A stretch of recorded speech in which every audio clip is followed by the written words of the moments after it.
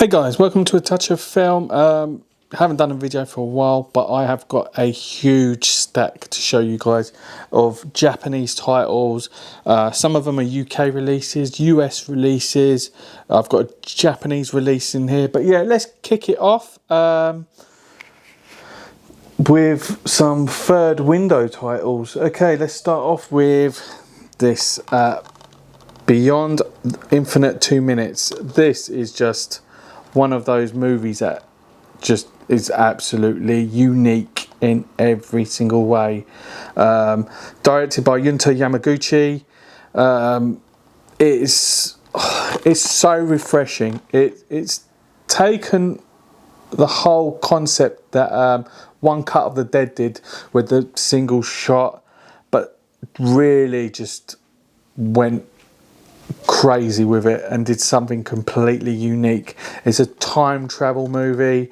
It's, well, time travel, but it's more about the future.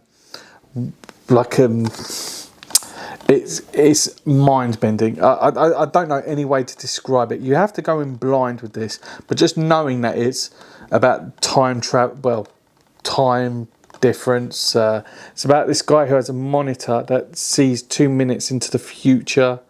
Yeah, it is absolutely brilliant, spectacular movie. One of the best releases of the year, and that is Beyond the Infinite 2 Minutes.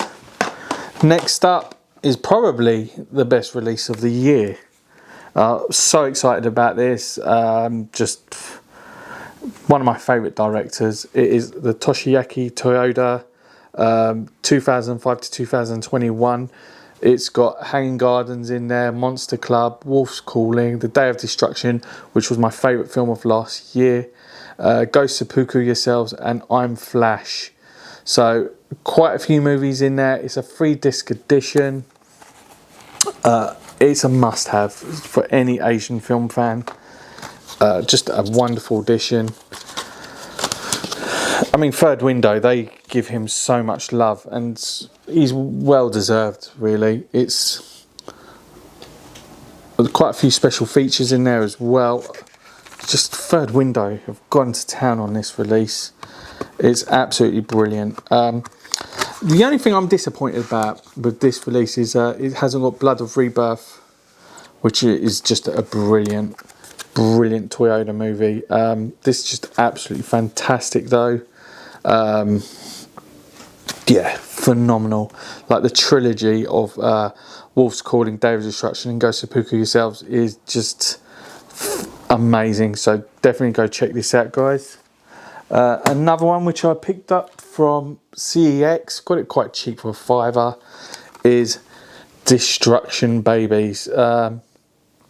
Got it really cheap. You know, it's one of those that I was meaning to pick up at some point. You have this young boy who's just like always picking up fights with strangers. Really well made movie, and just it's just a really interesting movie. Definitely worth checking out. For that price, you can't go wrong. And you know, Third Window, they just. It's got quite a few special features, a making of, a cinema talk, and a mini live concert. Yeah, so really cool edition. Yeah, Destruction Babies. This is also directed by Tetsuya Mariko, I think it's pronounced. Yeah, so yeah, cool release. Next up, this is a Hong Kong release of 100 Yen Love. It's directed by Masumura Take. Yeah, just one of our favourite actresses in there. We've got Sakura Ando, who most people would probably know from Shoplifters or Love Exposure. She's just phenomenal in this movie. I just think she, you know, there she is on the cover there.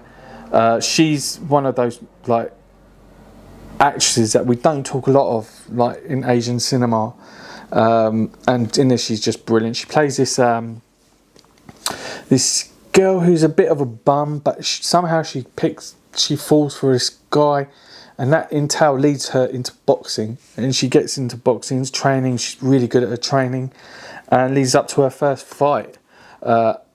And yeah, brilliant film. Some quite dark scenes in there as well, but worth checking out. Yeah, that is the Hong Kong edition. Quite cheap as well. It's not that expensive. Now, everyone's talking about Squid Games. I was watching it, but the thing about Squid Games, it made me want to watch something else, which has got some similar scenes in it. Similar sort of storytelling, and yeah, from one of our favourite directors. It is As the Gods Will, directed by Takashi Miike. A brilliant film. Instead of having like poor people like fight against each other, you have young kids that are just picked randomly, and they're meant to be like the God's children.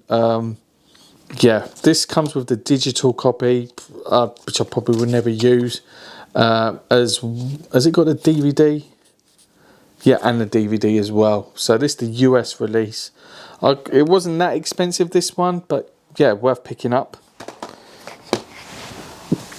Another one talking about Miike is Yokai Monsters. Now this has got a few films in there. You have 100 Monsters, Spook Warfare, along with Ghosts, and Miike's The Great Yokai War, released by Arrow. Now, if no one knows what yokai is like folklore monsters from Japanese culture. They have been used in society, modern day society as well. You have like or like things like Pokemon, for instance, can be classed as yokai. You also have Keppa, who was this like turtle-esque like monster, which is now used as the Teenage Mutant Hero Turtles. They reused the same character again, but yeah, they're things that can't be described. The things that go bump in the night. The thing that is in the back of your closet. The monster that's scratching on the wall. So they're like these spooky stories, spooky monsters, and yeah, you just have these four stories, three of the original stories, and also Miike's Great Yokai War, which he's just released the sequel to.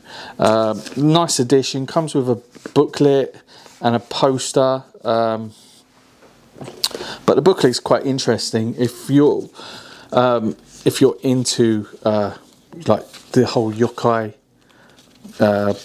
like culture, monsters. I mean, if you like kaiju films, you'd probably like yokai films because they're very similar in terms of like cultural significance. But yeah, brilliant, fun movies. I really enjoy them. I mean, they're not for everyone. They're not masterpieces, but they're just really fun watches. And yeah, just absolutely enjoyable. I mean, there you go. Got a few of the yokais on there. Is Keppa on there? No, but you've got like the one with the long neck there as well, who's one of the very common yokais. And some on the back as well, the umbrella man. And I think there's Keppa there, who's a very common, well-known one as well. Yeah, very interesting films if you're into Japanese culture. Next up, another one from Arrow. You have Blind Beast, directed by Yasuzo Masumura. I mean, they're releasing quite a few Masumura movies. This is about a blind sculptor who kidnaps this woman because his intentions are he finds her body so unique that he wants to create a piece of art from her sculpture. And he just like holds her captive till his work is finished. But dark things, their relationship builds, is quite weird, but it's wonderful at the same time. Absolutely brilliant cinematography as well. And I just think it just looks so stunning. The set design with the the different sculptures and arms and human shapes is just absolutely fascinating. Yeah. So that is Blind Beast. Next up, this is a Japanese release. It is The Light Shines Over There. I think this is a limited edition. I looked now, this is quite expensive to pick up, but it is quite a nice edition. It is DVD and Blu-ray. It has got English subtitles as well. There. It comes with a book, but I don't think the book, has it got any copy in it, text? No, it's just like a photo book. And it's a brilliant film. I saw it quite a while ago, but I've been meaning to pick it up on physical media, even as a DVD. It's about this boy who's his relationship. He's not one that has like a lot of love in his life, but he falls for this young girl who works as a prostitute, and he's friends with her brother, and she's also in a relationship with her client. It's quite toxic, but it's an absolute wonderful film. It's directed by Mipo O, who's done a lot of work with Obayshi, who I will be talking about in a minute. So she worked on a lot of his screenplays, and it's just a wonderful film. It's one I really recommend. The Light Shines Over There. It's just a nice addition as well. I mean, I don't really pick up a lot of Japanese special editions because they're quite expensive, but this I got quite cheap, and a really nice, really stunning edition there. One of my favourite films I've picked up this year, actually. Next up, another one from Arrow. We have The Snake Girl and The Silver-Haired Witch. This is a very dark film, but brilliant nonetheless. It's about this young girl who is reunited with her estranged family, but at the same time there's other spooky stuff going on. Someone is mysteriously killed by a snake. You have this young girl who they keep seeing with like fangs. It's very dark, but absolutely beautiful. Look at the original artwork on that. That is just so cool. A very spooky film. I thought it was very interesting. Definitely a lot of rewatch value on there, and that's from Arrow. It's a nice black and white film as well. I really like the way it looks in that movie. And that is Snake Girl and the Silver-Haired Witch. Next up from Third Window. I think Third Window are just killing it at the moment. They're just releasing so many great movies. It is Fanuc, Show Some Love You Losers. This, a wonderful movie. Directed by Daihachi Yoshida. After the death of a father and mother in a car accident, the family's reunited at the funeral, and they're a very broken family. Not everyone gets on with each other. You have this very temperamental sister that comes back from Tokyo, played by Eriko Sato. She's just absolutely, she's so poisonous. But she's the older sister that went to Tokyo to go become an actress, and then she comes back to this village life where she's just a bit spoiled, and she's used to getting what she wants and uses people. It's a brilliant, dysfunctional family story. I absolutely love this. I had so much fun watching it. I just think the whole dynamic of this family is absolutely interesting, and yeah, definitely worth picking up. It's really, really good. Next up, I said I'd talk about Obayshi.